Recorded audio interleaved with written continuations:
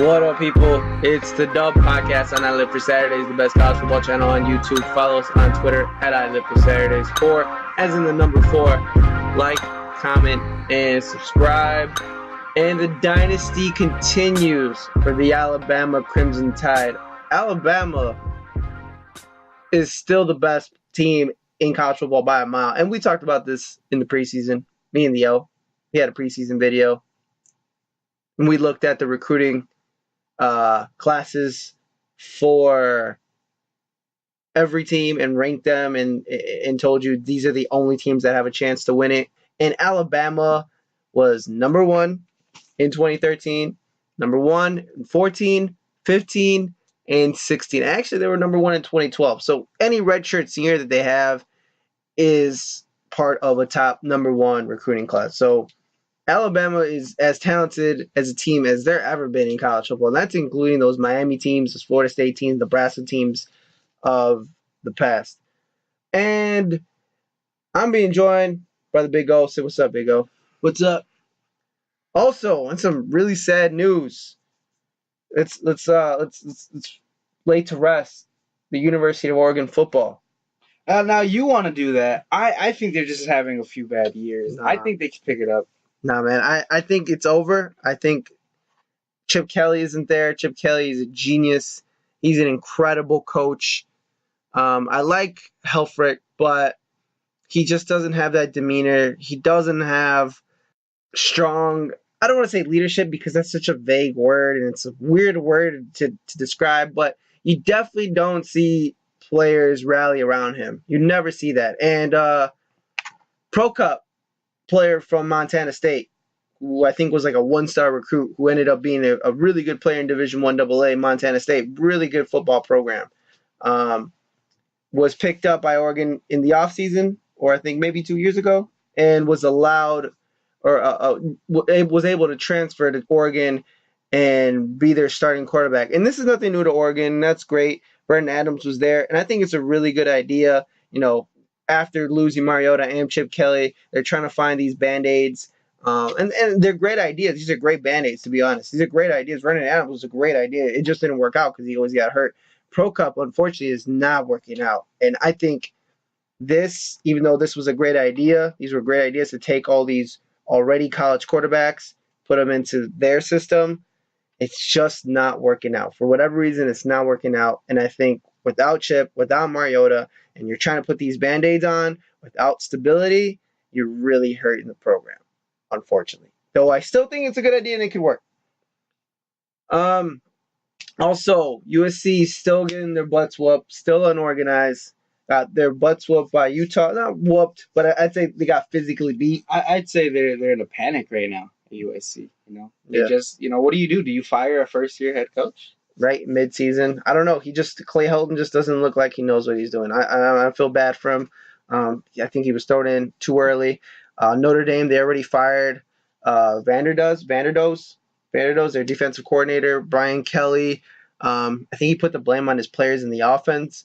But your offense put like 35 points against Duke, and you were at home and you gave up 38 points to Duke. I don't think it was your offense's fault. Just me. I'm not an X's and O expert, but I don't think I need to be an X's and O expert to know that 35 points is pretty good and giving up 38 is pretty bad. And it's really unfortunate because college football needs USC. They need Notre Dame to be great. We were all excited about Texas being back this year. Miami is looking like they're getting back. Alabama is really good. Ohio State and Michigan are back. And we were hoping Notre Dame USC would be back this year. But unfortunately, they look dead. They could still, Notre Dame at least, can still have a decent season, maybe finish 9-3-ish. They still have to face Miami, too. Yeah. Notre Dame. Yeah, and that's going to be sad. I think Miami. Well, we'll see. Give him a few more weeks. Brian Kelly can turn players around. He's a really good coach. Maybe he screams a little bit too much to his players, but still a great X's and O's coach. Tennessee and Florida happened this week. Florida pretty much lost that game within a span of like 6 or 8 minutes, which is pretty incredible. Tennessee just did not stop. They had this huge momentum. momentum like a tidal wave. But despite that, and everyone fell in love with him on Twitter, I do not buy Tennessee, not even for a bit. I've seen them play horrible. No one in the country has yet to see them play a full 60 minutes, not even 3/4. I would even say 2/4 worth of good football. Well, I mean, especially if you see like the first 4 games, I'd say Appalachian State, Virginia Tech, and Florida all lost those games for themselves. Yeah. You know, and especially Florida and Virginia Tech. Right. Appalachian State, they play their hearts out. But they just didn't have the talent. Talent. Exactly. I think Tennessee's right now is just getting by with pure talent, and that's great. And there's nothing wrong with that. And that's why you recruit. That's the whole point of recruiting, right? And that's why it's so important. We talked about that in the preseason. That there's only so many teams that have a real shot because of recruiting. But I don't buy Butch Jones. I think he's disorganized. I think he's way over his head. I think he really doesn't understand the situation he's in. He's never had this much talent, and that's one thing you always have to look for in coaches. I know it's great to get these great coaches in from smaller schools, but what do they do when you get these top players? Okay, great, you could get these top players, but what do you do when you get them? So right now he's getting off of he's getting by pure talent. That's fine, nothing wrong with that. But what's going to happen when you got to play Alabama? Stanford UCLA, great game, ended with a strip sack fumble for a touchdown in Stanford's way. David Shaw is incredible. I also do think Jim Morrow is also an incredible coach. I think David Shaw is just a little bit better, though. He's so composed. He doesn't care about panicking. That's the thing I love about David Shaw. He doesn't panic. He stays within the system. He stays within his game plan. He punts the ball. Even if there's 4 minutes left, he trusts his defense. He stays with the running game. He wears you down. And at the end, a freaking incredible 2-minute drive to win the game. I don't appreciate, though, the way he's playing McCaffrey. I really don't appreciate it. He keeps lining him up in the power eye. And I think McCaffrey can be a top-notch, maybe not premier receiver, but a second or a slot receiver, a dominant second receiver or a slot receiver in the NFL. Something like a Percy Harvin, maybe even hand him off the ball sometimes. But I don't like David Shaw giving him the ball 80% of the time in the power eye. I think it's just completely, it makes everyone just key on him, and it really limits his abilities, kind of like Leonard Fournette at LSU. And yes, Lamar Jackson is still incredible. You also got to give Louisville a ton of credit in terms of their scheduling. I'm not sure if they did this on purpose or not, but just look at their schedule now. They played Charlotte at home, right? Easy team, nothing team, beat them by scored 70 points. Then they go to a pretty decent team, it's Syracuse on the road, and they whip them, right? Then they got to go play Florida State. Game of the week. Louisville does not change the time to 8 p.m. like a lot of schools do, because I thought that was great, and I think a lot of people criticized Louisville to not that they didn't put them at 8 o'clock or 7 o'clock on prime time. I think it was smart to put them at 12 o'clock. Don't overwhelm the players. Don't give them this 6 hours of everyone telling them, hey, you got to win it for us today. No. Let's have a good game at 12 p.m. We'll wake up, have breakfast, game plan, get out, warm up, play the game. Don't talk to anybody. Don't overwhelm them. Don't put it in the night. Don't put them under the lights. None of that. They went in there. They smacked Florida State. Then they went on the road last week against Marshall. Really nice environment, by the way. I saw it. It was a really tough environment on the road at night. They still smacked them up, though. And they got to go play Clemson now this week. And I think everything, if you look at their schedule, it's kind of led up perfectly to those big games. And then they got a big game against Houston at the end of the year. If they could get by Clemson, they should be able to walk through all the way until Houston. Cannot wait for Greg Ward Jr. versus Lamar Jackson. Yes, fantastic. By the way, Greg Ward Jr., if it wasn't for Lamar Jackson, he would be the front runner right now. But Lamar Jackson, this is how incredible he is. He is so good that Greg Ward Jr. looks average. He looks like a normal player. Any other year, Greg Ward Jr. is in the top 1 or 2 for Heisman contender. But right now, Lamar Jackson is so incredible that he makes him look average. He makes him look like a regular player. Lamar Jackson to me is a first round talent, not at quarterback. The old thinks you can play at quarterback. I still think he especially he's only 19. What is he? He's 19. 19. He still has time. He's 6'3". He's not a bad height. He's just a little slim. He can put on some I don't pounds. care about his pounds or his weight. I care about his throwing motion. He has a pretty fast release, and he throws a laser. He does, and I'm not gonna lie about that. But he needs a ton more accuracy, and he needs a lot more powers of a throw. We're gonna need to see him throw the ball deep, under pressure, being able to make some real NFL throws. But he's still a first round talent as a wide receiver or running back, and I would draft him top 10, top 15 easily. And the biggest news, which I really want to address, Les Miles firing at LSU. I never like coaches being fired in mid-season. I think it just shows that your program is a little disorganized. Even if you are Alabama or you're Ohio State, regardless of how bad that coach is, you need to handle the situation right. Unless there was some thing in the background that I don't know, I'd never understand firing a coach midseason. To me, it makes no sense. It's a disrespect to the players. It's a disrespect to just your own hiring process, and it's disrespect to your future coaches to say, yeah, if you mess up, we're going to fire you midway.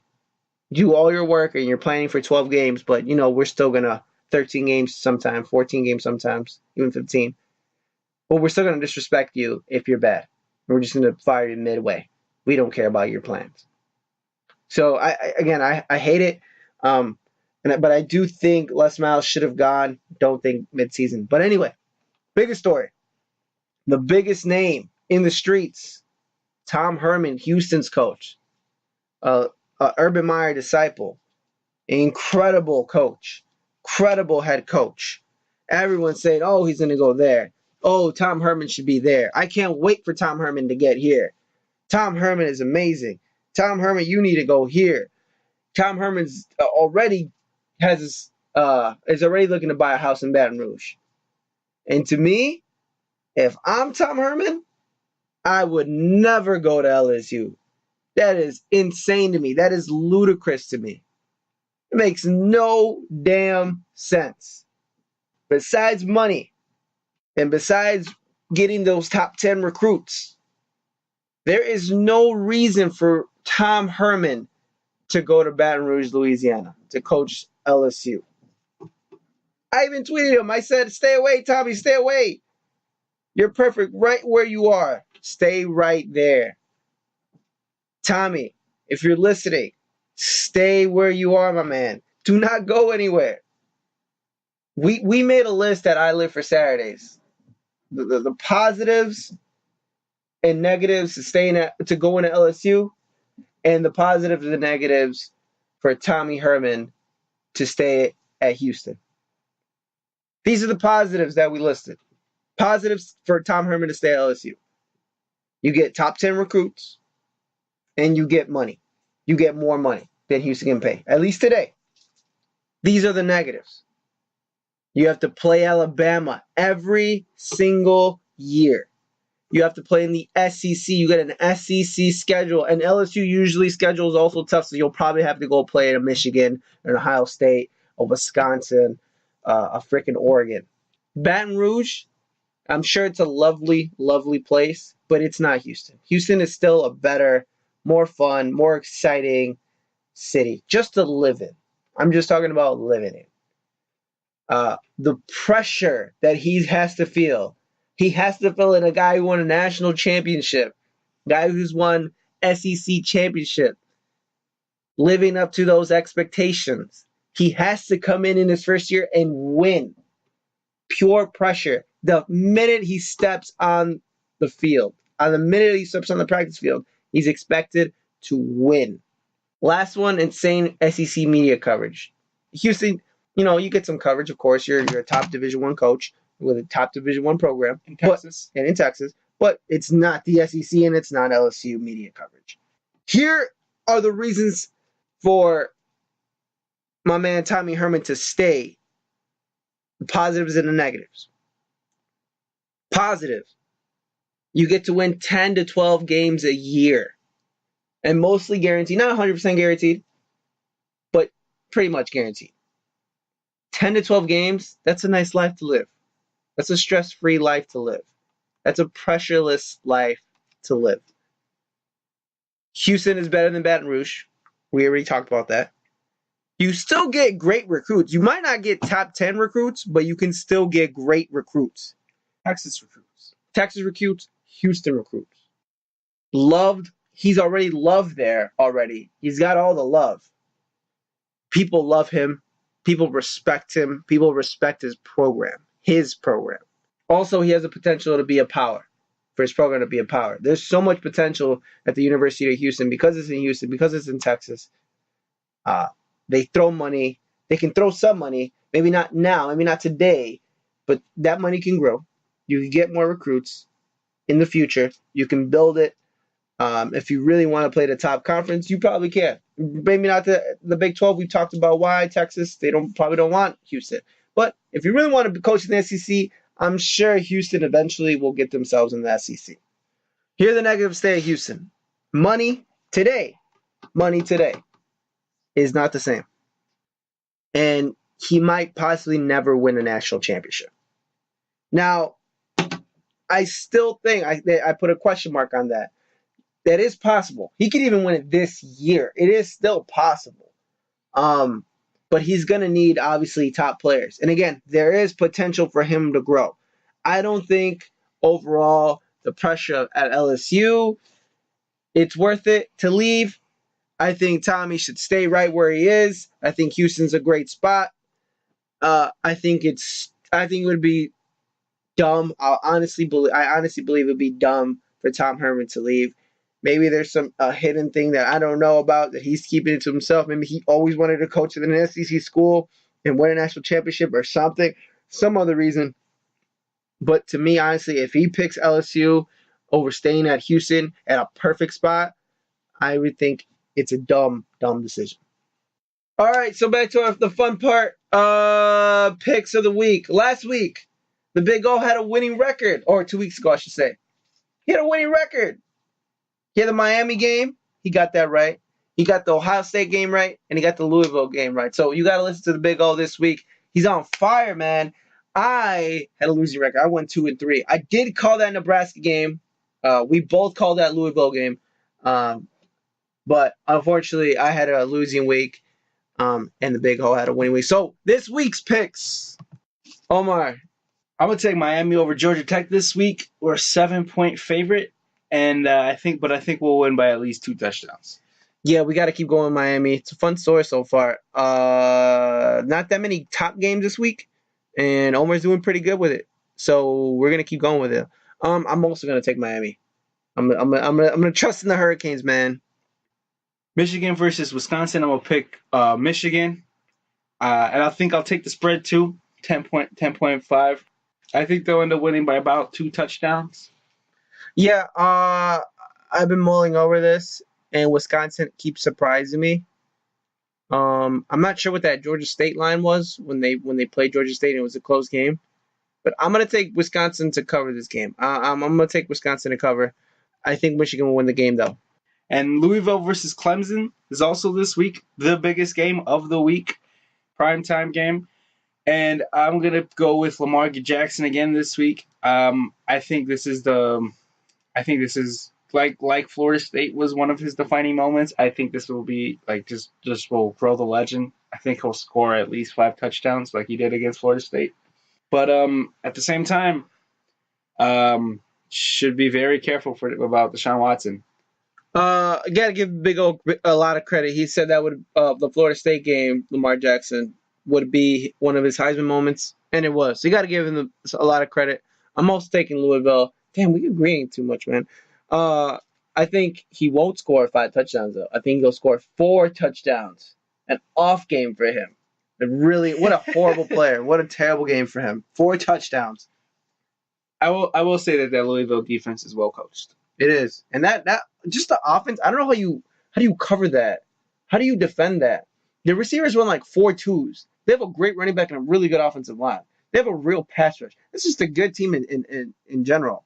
FSU and North Carolina also plays this week, and I think I'm going to go with Florida State Seminoles, even though it pains me dearly to ever pick them. But I'm not sure if North Carolina is ready for them. They're a 10-point favorite. I think they win by a lot more. I'm going to take North Carolina. I'm going to take the Tar Heels. I think they got real momentum going. I think Florida State right now is a little disorganized, though they're super talented. Friggin' ridiculously talented. I think UNC is starting to hit a stride. I think Florida State will win this game, but I think it'll be like by a field goal, maybe like a 4-point game, something like that. I don't know about that. I think that South Florida game that they played last week kind of woke them up, and I think they're going to be back to maybe not as good as people projected them to be, but definitely as good as their talent will let them be. And the last game of the week, Oklahoma versus TCU. Oklahoma a 3.5 favorite over TCU. I'm going to pick the Sooners. I think they'll bounce back. I think Bob Stoops and I actually predict OU to win by at least 2 touchdowns. Yeah, I don't want to agree with Omar again. It pains me. It really does. But I don't like TCU this year. I think they're Gary Patterson, because he doesn't get those top 10 recruits. He gets good recruits, but he'll have a one great year, and then he'll take a few steps back, have an 8-win, 7-win, 9-win seasons, and then he'll pop again. I think this is one of the years where he's taking some steps back, and I think Oklahoma, though I think Bob Stoops will eventually leave Oklahoma after the year. He might go to USC. He might, look to coach in the NFL, which I'm hearing. I think this is a game that Bob Stoops wants to win for sure and make sure he gets this win. Though TCU, they've had Oklahoma's number, but I still take Oklahoma. I think Bob Stoops is motivated. It's always scary when Bob Stoops is motivated. All right, man. So that's it. That's the podcast. We're only doing it twice a week. We want to make sure we get the best information, do the best possible show for y'all. So thank you for listening. Thank you for following us on Twitter. Follow us on Twitter at Highlight for Saturdays. 4 is the number 4. Like, comment, and subscribe. The Big O. Sign off. Peace. Peace.